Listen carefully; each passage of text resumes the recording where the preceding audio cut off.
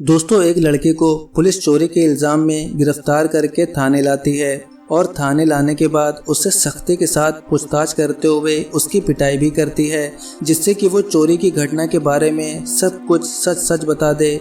उसी समय जो थाने की महिला दरोगा होती है, जिनका नाम मनीषा चौहान होता है, वो थाने पहुंचती है तो उनको उस चोर की चीखने चिल्लाने की आवाज़ें सुनाई देती हैं और फिर वो कस्टडी रूम में जाकर देखती है तो उस लड़के को देखकर महिला दरोगा के पैरों के नीचे से ज़मीन खिसक जाती है, क्योंकि वो लड़का कोई और नहीं बल्कि उसी का तलाकशुदा पति राकेश चौहान था, जिससे लगभग 5 साल पहले मनीषा का तलाक हो गया था।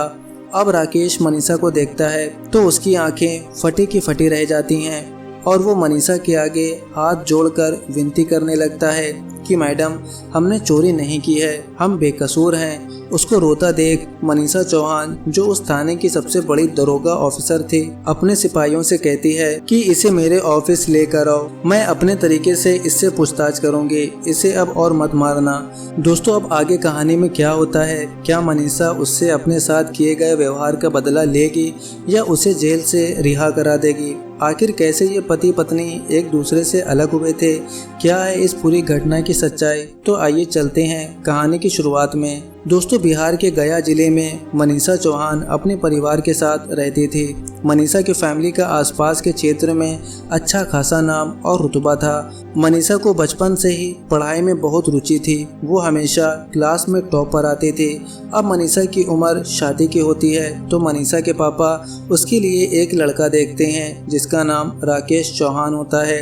राकेश भी एक संपन्न परिवार से आता था और एक कंपनी में जॉब कर रहा था। मनीषा के पापा राकेश की फैमिली से शादी की बात करके दोनों की शादी बड़े ही धूमधाम से करा देते हैं। ससुराल में आने के बाद मनीषा बहुत ही खुशहाल जीवन अपना बिता रही थी, लेकिन कुछ ही महीने बाद राकेश की मम्मी जी और राकेश की बहन मनीषा से बात बात पर लड़ाई झगड़ा करने लगती हैं। बात बात पर उससे विवाद खड़ा कर देती हैं। राकेश भी अपनी मम्मी और बहन को कुछ नहीं कह पाता। आखिर वो किसकी सुने? माँ की सुने तो बीवी नाराज और बीवी की सुने तो माँ नाराज। वो उन दोनों के झगड़ों से परेशान होकर अपने जॉब के लिए ही चला जाता। राकेश का अपने साथ जॉब करने वाली एक लड़की के साथ अफेयर भी चल रहा था। कुछ इस वजह से भी वो मनीषा की बातों पर ज़्यादा ध्यान नहीं देता, उसकी बातों को टाल दिया करता था। दोस्तों, मनीषा के सब्र का बांध तब टूट जाता है जब राकेश की मम्मी उस पर घर में चोरी करने का इल्ज़ाम लगाती हैं। मनीषा को घर से बाहर धक्का देकर बाहर निकाल देती हैं। राकेश भी अपनी मां को कुछ नहीं कहता, क्योंकि वो तो खुद ही मनीषा से पीछा छुड़ाने लगा था। अब मनीषा अपने पापा को बुलाती है और अपने मायके चली जाती है।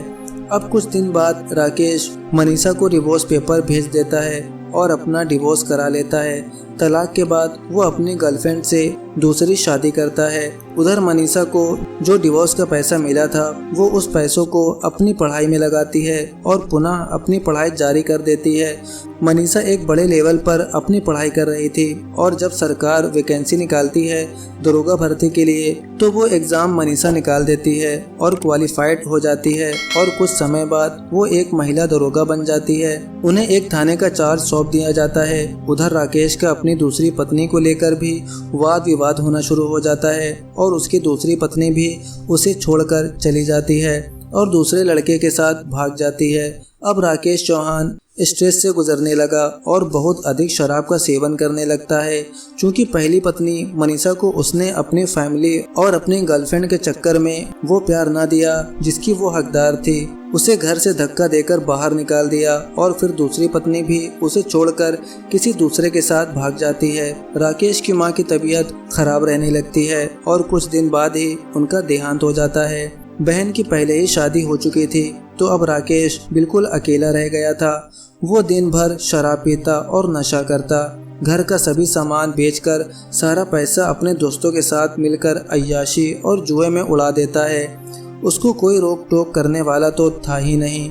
दिन प्रतिदिन उसकी यारी दोस्तों शराबियों और चोरी करने वाले लड़कों से बढ़ने लगी थी। बुरी संगत में वो उठने बैठने लगा था।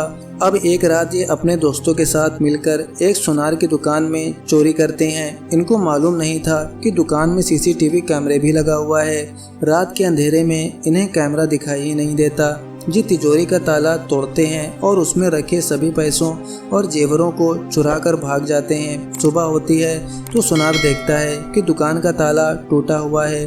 वो पुलिस को सूचना देता है। पुलिस मौके पर पहुंचती है और कैमरा की रिकॉर्डिंग की सहायता से रात का वीडियो रिकॉर्ड देखती है। उसमें साफ साफ ये चारों लड़के दिखाई देते हैं। पुलिस इन सभी को तलाशना शुरू कर देती है और सबसे पहले राकेश को ही पुलिस शराब की हट्टी से मौके पर ही गिरफ्तार करके थाने लाती है और थाने में लाकर उससे पूछताछ करते हुए उसकी पिटाई करने लगती है। बहुत ही सख्ती के साथ उससे पूछताछ की जा रही थी।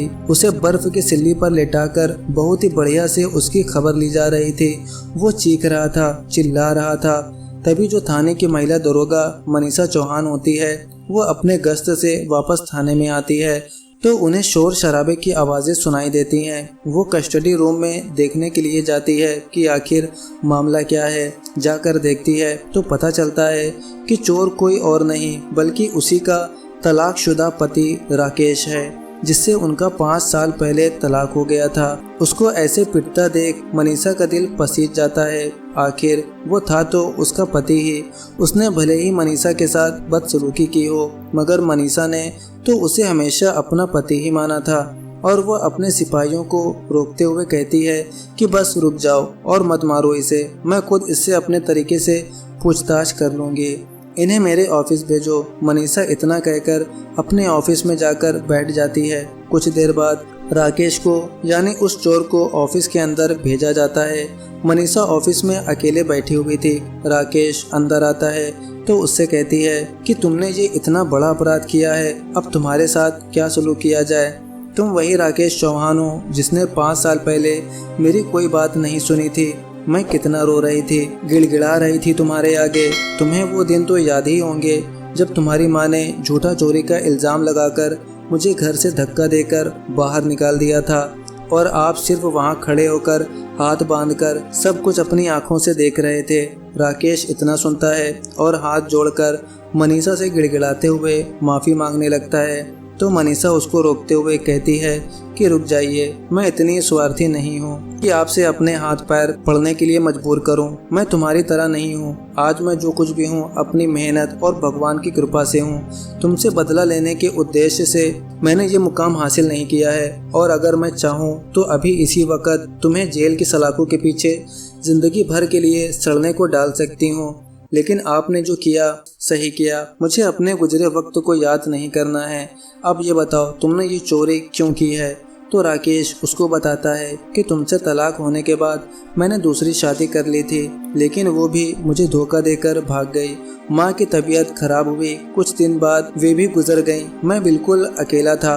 2-4 यार दोस्तों ने शराब की लत डाल दी, गुंडागर्दी में फंसता चला गया और फिर इससे बाहर ही ना निकल पाया। लेकिन ये चोरी में हमारा कोई मेन रोल नहीं है, हमारा एक ही उस्ताद है, उसी के कहने पर हम सब ये काम करते हैं। प्लीज़ आप मुझे माफ़ कर दीजिए, मैं ये सब काम छोड़ दूंगा। तो महिला दरोगा मनीषा कहती है कि आपने बहुत जुल्म किया है, छोड़ने लायक तो आप नहीं हैं। अब ये बताइए आपके साथ क्या किया जाए। तो फिर से पैर पकड़ने को चलता है। मनीषा उसको रोकते हुए कहती है कि ऐसा मत कीजिए, ठीक है, चलो बताओ मुझसे क्या चाहते हो। क्योंकि मनीष चौहान अच्छे परिवार से था, उसके हिस्से में काफ़ी खेती की ज़मीन भी थी और 2-3 शहरों में बड़े मकान भी थे, लेकिन ये गलत संगत में फंस चुका था। फिर वो मनीषा से हाथ जोड़कर कहता है, जो पहले हो गया है आप उसे भुला दीजिए, मेरी तरफ देखिए, मैं चोरी चकारी शराब जुआ सब छोड़ दूंगा। अभी भी इतना कुछ बिगड़ा नहीं है।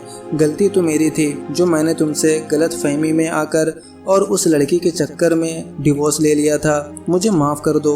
क्योंकि उसके ज़ुबान से निकले हुए एक एक लफ्ज़ में सच्चाई थी। उसे अपनी गलती का एहसास हो रहा था, वो सुधरना चाहता था। तो मनीषा उसे इस केस में फंसाकर उसकी ज़िंदगी को ख़राब नहीं करना चाहती थी। उसे इस केस से किसी न किसी तरह वो बाहर करा देती है। राकेश को भी समझ आ रहा था कि मनीषा अभी भी उसे पसंद करती है, कहीं न कहीं उसके दिल में अभी भी उसके लिए चाहत है। तो वो जाते समय मनीषा से कहता है कि प्लीज़ अपना फ़ोन नंबर दे दीजिए जिससे मैं आपसे बात कर सकूं। लेकिन मनीषा चौहान उसे कहती है कि अभी नहीं, अभी तुम घर जाओ और कल फला लोकेशन पर आ जाना, जो भी बात करनी है वहीं करना, लेकिन किसी को भी इस बात की भनक नहीं लगनी चाहिए कि मैं तुम्हारी तलाकशुदा पत्नी हूँ। अगर किसी को इस बात के बारे में पता चला तो तुम्हारी खैर नहीं। कल मुझसे मिलने आओ, मुझे भी तुमसे कुछ बातें करनी है।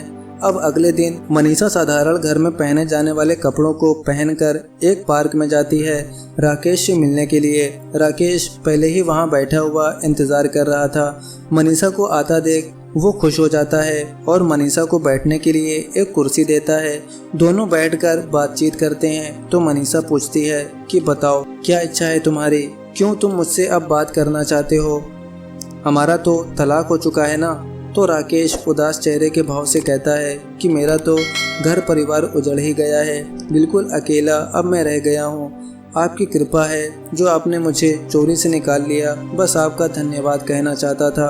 अब आप बताइए मनीषा, आपके मम्मी पापा कैसे हैं? तो मनीषा कहती है कि मेरी फैमिली तो भगवान की कृपा से कुशल मंगल जीवन बिता रही है।